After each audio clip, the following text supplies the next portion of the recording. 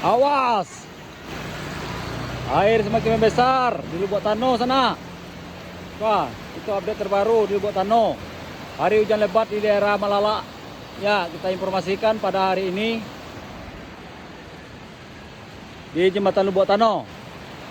Air semakin deras. Ya, masyarakat sudah mulai kosong. Ini arah ke Jembatan Mangoy. Arah ke Sampan ya. Ya, kita sebentar aja. Kayu-kayu sudah mulai hanyut. Kayu-kayu besar ya. Udah banyak yang menghantam di bagian tengahnya ini. Ya. Yang bagian sananya tanggul sudah mulai jebol, tanggul pembatasnya.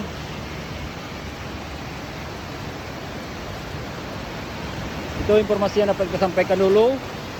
Kayu sudah banyak yang hanyut ya di Jembatan Lubuk Tano. Assalamualaikum warahmatullahi wabarakatuh.